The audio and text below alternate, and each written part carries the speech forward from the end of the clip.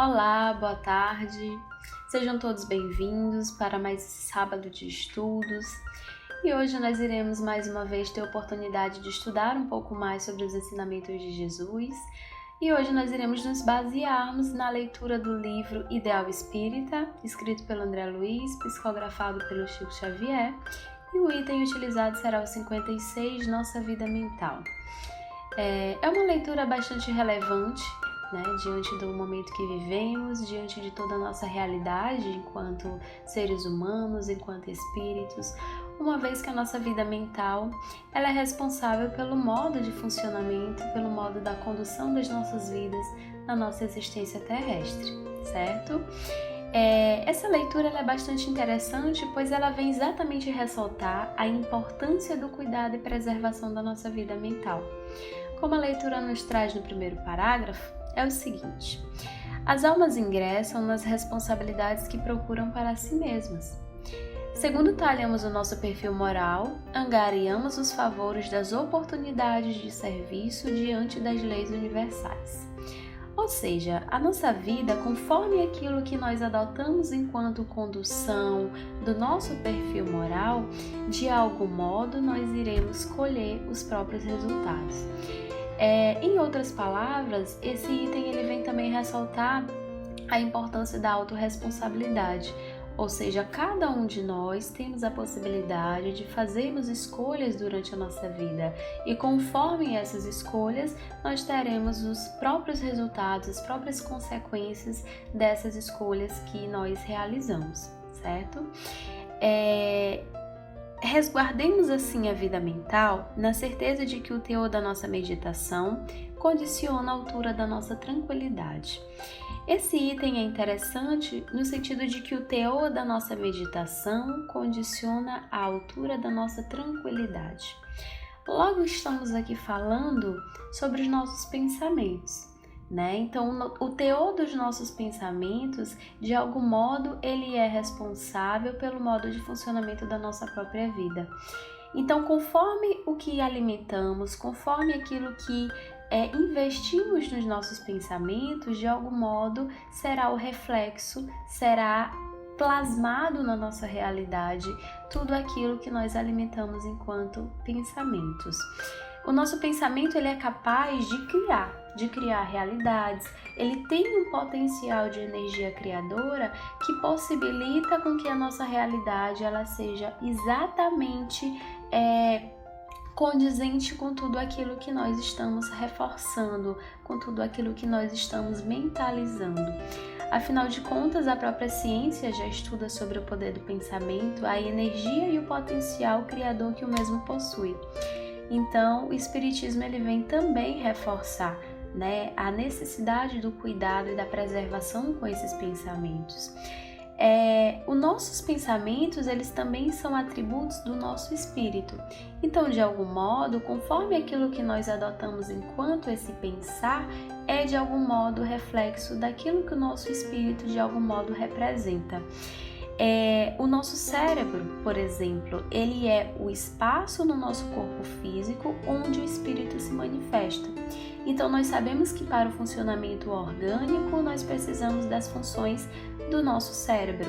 Afinal de contas, ele é a nossa máquina e é nele que todo o nosso corpo, de algum modo, está interligado e em pleno funcionamento. Só que isso de uma maneira, de uma visão biológica. Espiritualmente falando, o nosso cérebro, de algum modo, ele está refletindo o funcionamento do nosso espírito e os nossos pensamentos, de forma muito mais explícita, demonstra todas as nossas, de algum modo, o nosso funcionamento nesse sentido espiritual. Quando nós traçamos a nossa visão a respeito da vida, a nossa vida ela é composta pelo nosso passado, pelo nosso presente e pelo nosso futuro. O nosso passado ele é responsável pelas nossas experiências.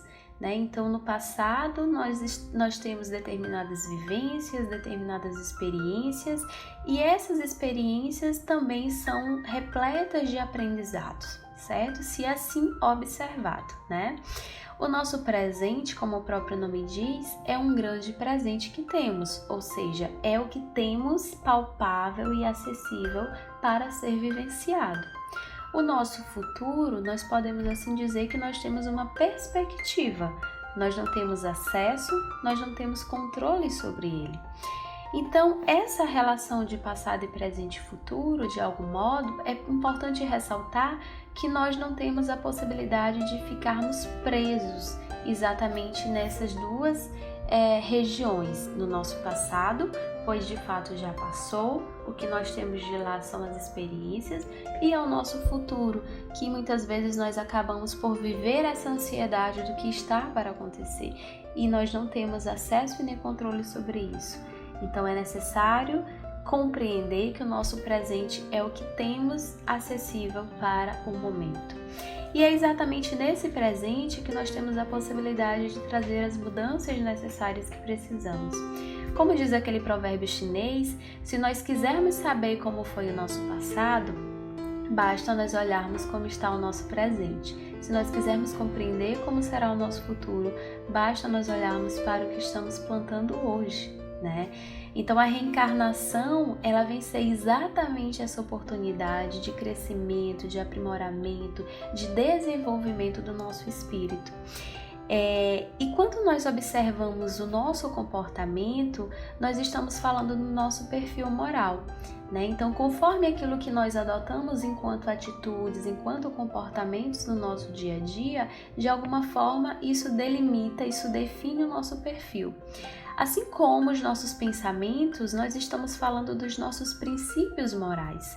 Nós temos, por exemplo, uma grande referência enquanto perfil, enquanto princípio, que é Jesus, né? O nosso modelo e guia de perfeição, e que de algum modo nós estamos sempre ali tendo ele como parâmetro nas nossas condutas. E quando nós falamos dessa referência de Jesus e pensamos em nós enquanto espíritos ainda em processo evolutivo, nós estamos também refletindo sobre um processo muito necessário, que é o processo de autoconhecimento, né? Eu não tenho como pensar em mudança se eu não passo por um processo primeiro de me conhecer. Afinal de contas, nós não temos como mudar aquilo que nós não compreendemos, aquilo principalmente que nós não aceitamos. Quando eu falo em aceitação, eu não estou aqui ressaltando que nós devemos concordar com as nossas atitudes em si. Afinal de contas, enquanto seres que ainda estão em processo evolutivo, existem atitudes que não são tão aceitáveis, que nós não concordamos, porém precisamos acolher. Porque se eu não acolho e não aceito aquilo que sou, dificilmente eu conseguirei mudar alguma atitude na minha vida. Aqui na leitura, temos também complementando. De igual modo, através da análise real de nós mesmos, encontramos o exato esboço das futuras experiências. À vista disso, ante a luz do Evangelho, ninguém desconhece a essência do destino que se desdobra ao porvir. Passando mais o parágrafo, o André Luiz vem ressaltar que é como se fosse um cálculo matemático. Não tem como nós esperarmos resultados diferentes de algo que plantamos, né? Então, nesse sentido, é muito objetivo os resultados a serem colhidos, né? Então, conforme o nosso funcionamento, conforme o modo como nós agimos durante a vida, as consequências serão resultados desse modo de funcionar. E é aí que entra novamente essa reflexão do autoconhecimento, porque se nós pensarmos o autoconhecimento, ele é um processo que não é tão simples. É como se nós estivéssemos diante de um grande baú, carregado de experiências, carregado de ensinamentos, carregados de reflexões, de lembranças e de memórias que nem sempre são tão agradáveis. Quando fala assim em autoconhecimento, às vezes se tem uma visão romântica da coisa, né? Como se fosse muito e sempre muito agradável, e nem sempre é, né? Porque nós iremos nos deparar com situações, com pensamentos, com análises de nós mesmos que nos incomodam, que nos geram certo desconforto, que nos geram frustrações. e que muitas vezes esses sentimentos eles não estão atrelados somente a essa experiência atual, mas reflexos de experiências anteriores que ainda são evidenciadas nessa experiência atual. Então, nós acabamos por nos depararmos com aqueles vícios, com aquelas condutas que talvez nem faça mais sentido nessa existência, né? Mas que de alguma forma já vem resultante dessas encarnações anteriores. E aí é que essa questão do autoconhecimento é um processo muito individual, muito subjetivo.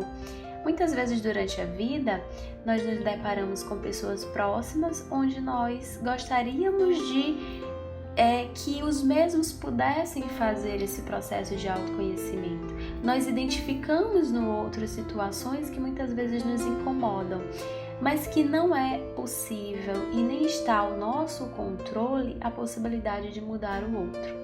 Então, o autoconhecimento, primeiramente, é um processo que precisa começar em você.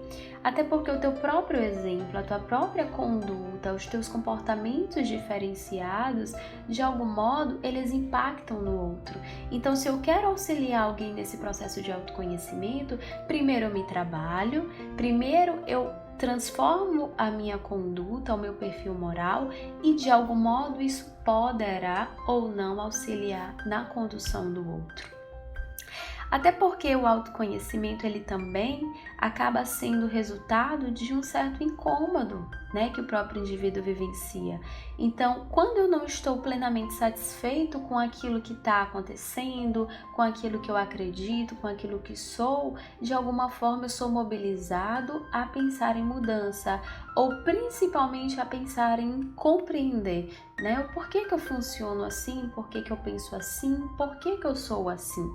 E essa análise, essa busca por respostas, ela nos consegue trazer essa compreensão de nós mesmos.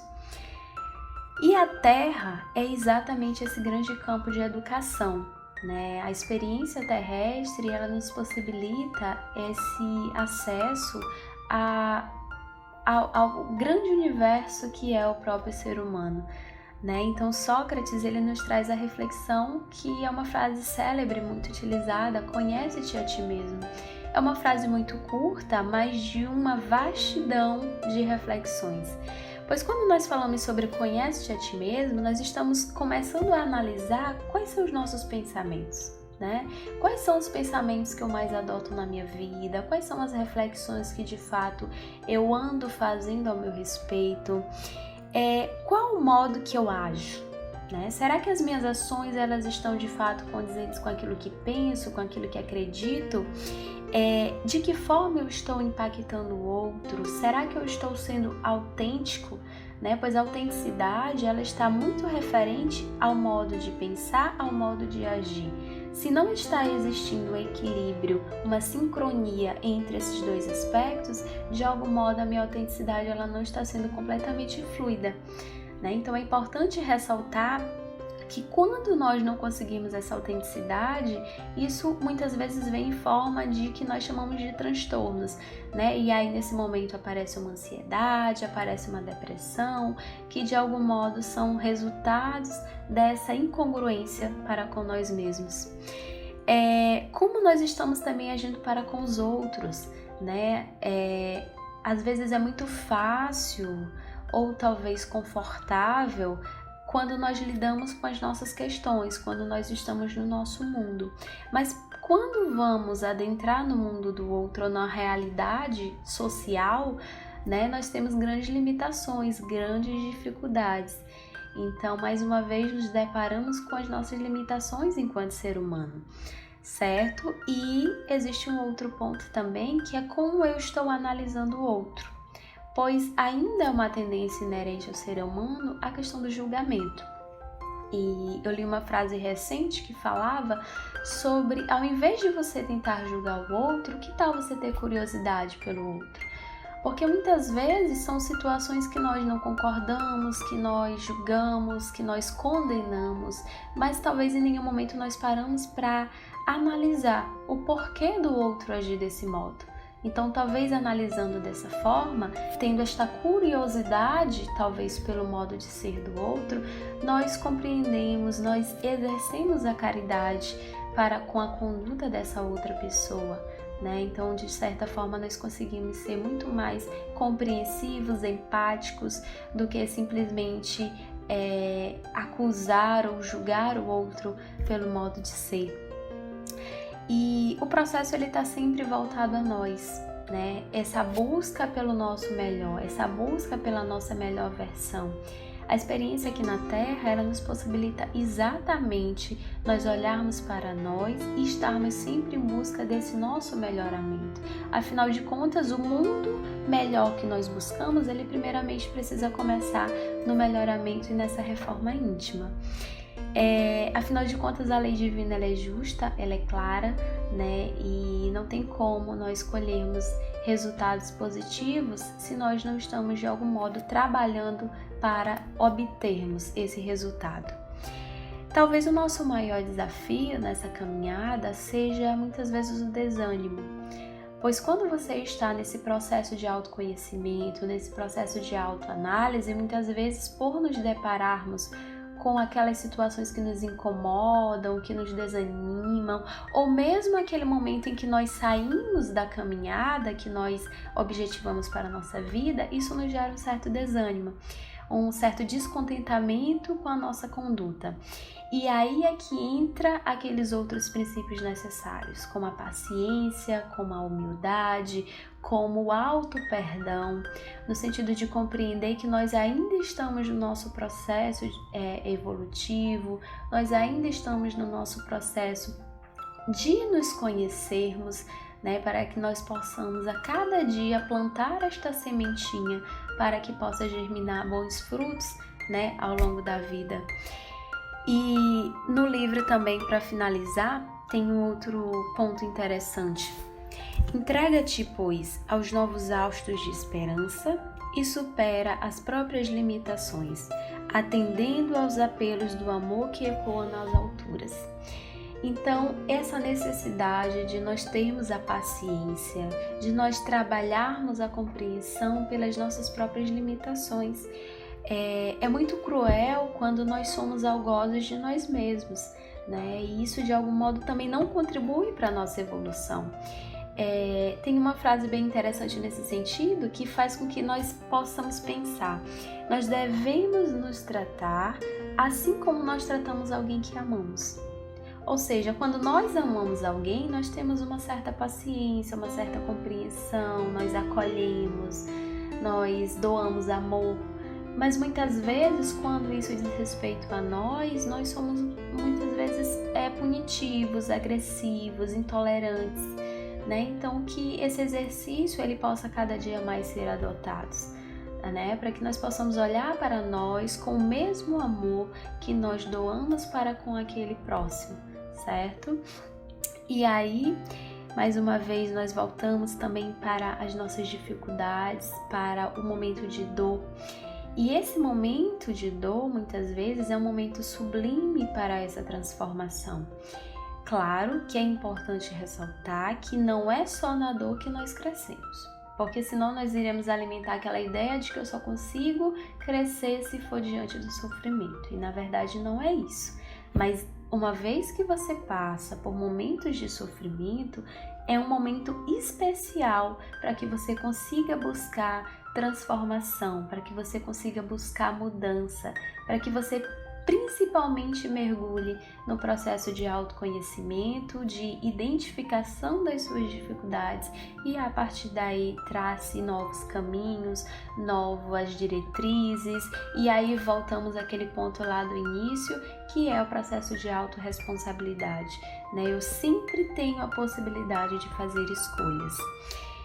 E compreendendo também que diante de tudo isso, nós estamos doando o nosso melhor. Por mais que seja difícil aceitar a nossa realidade atual, nós estamos diante da nossa melhor encarnação, né? Nós estamos diante da possibilidade de mudança e que mesmo por mais difícil que seja compreender tudo isso, nós estamos vivenciando o melhor de nós mesmos. Então, fazer esse acolhimento, reunir esses sentimentos, por mais difíceis que sejam, de uma forma amorosa, nos possibilita um processo de mudança com menos resistência e mais compreensão de nós mesmos. Para finalizarmos, eu trouxe uma frase também no livro Todo Dia, de Chico Xavier, que eu acredito que cabe bastante a essa reflexão. Melhore tudo dentro de você, para que tudo melhore ao redor dos seus passos. Então, fica essa reflexão, que nós possamos sempre buscar esse acolhimento, essa amorosidade, esse afeto pela nossa realidade, pela nossa existência, compreendendo que, independente das nossas dificuldades, nós estamos doando o melhor que nós podemos doar, ok? Então, quero agradecer desde já a atenção de todos vocês e que nós possamos, nesse momento, fazer a prece de encerramento, fechando os nossos olhos, agradecendo a oportunidade de mais essas reflexões, que com certeza estão nos fazendo pensar nesse momento sobre a importância de cada um, a necessidade desse processo de aprimoramento, de crescimento, de desenvolvimento do nosso próprio ser. Que assim nós possamos utilizar Jesus como nosso modelo, como nosso guia, e que a cada dia possamos trabalhar esse desenvolvimento sempre pautado na compreensão, no auto-perdão, no amor próprio e na busca pela nossa evolução. Que assim seja, hoje e sempre. Obrigada.